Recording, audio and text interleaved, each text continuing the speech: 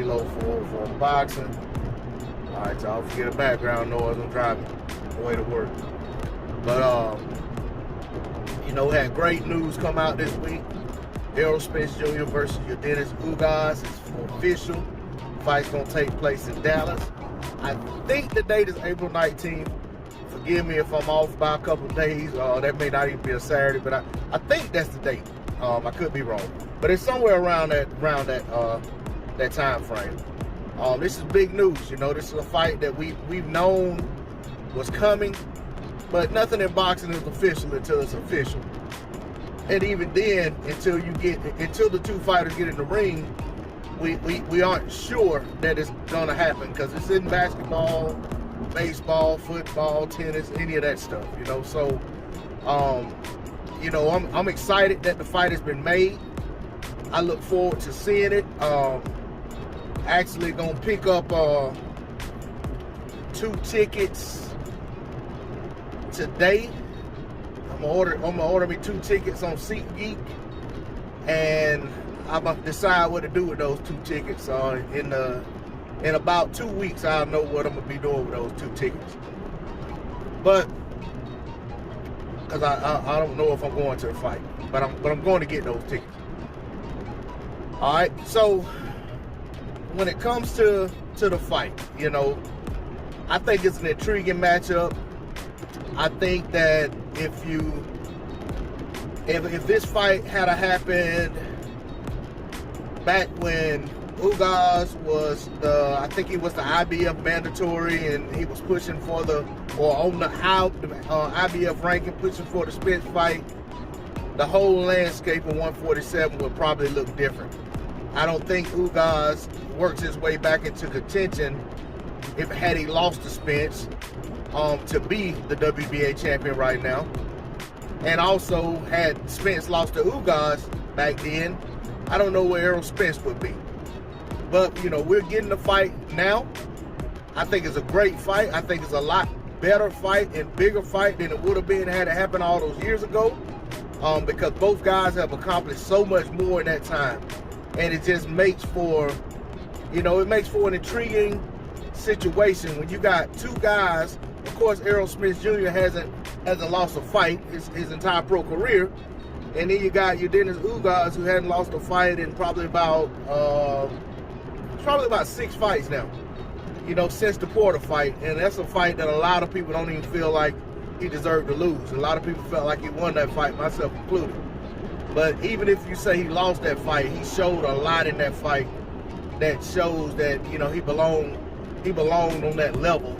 And then he really shown it against Pacquiao, aging or not. Because a lot of people were picking Pacquiao to give Errol Spence Jr. a lot of problems. So, you know, it's like I said, it's one of those things in boxing where, you know, we just have to be, you know, glad that we got it.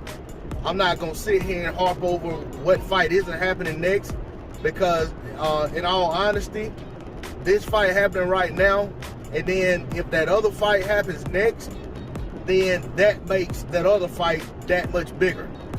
You know, granted, if Errol Spence Jr. is to win, which my expectation is that Errol Spence Jr. will beat Yordenis Ugas in a somewhat close fight, and I expect him to win it by decision.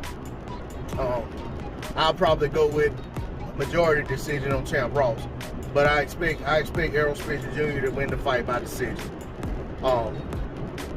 As for, you know, the build-up of the fight, I'm eager to see how that goes. I'm eager to see how, you know, I'm just eager to see the whole festivities and everything surrounding the fight. You know, I do know that Yordenis Ugas not being very fluent in English doesn't help promote the fight, doesn't help with pushing the fight like, you know, like it would if it was two guys who spoke English and 2 guys who were going back and forth, you know. But at the same time, I mean, for me, I know who these guys are, and I know what they bring to the table. So I'm very excited.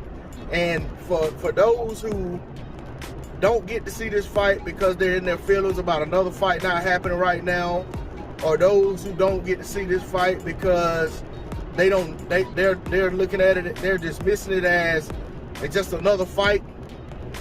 You know, I feel bad for him, because regardless of how this fight plays out, this fight deserves some attention. It deserves to be noted as a big fight in 2022, because that's what it is. You got a fight involving basically three of the four major belts in a division, all on the line, against two guys who earned it in the ring. You know, neither of these guys are guys who just, you know, were guys that were just in a position where somebody handed them a belt. Even if you try to make that case for Ugas, he went out there and did everything he could to solidify himself and stamp himself as the man for the WBA. So, once again, I'm super excited about the fight. I can't wait for it to happen. If I'm able to go, you know, I'll be even more excited. But if not, I will catch it on pay-per-view. And you know what I'm saying? And that's going to be what it's going to be. But that's all I got on it. D-Lo 404 Boxing. Like, share, comment, and subscribe. I'm out. Peace.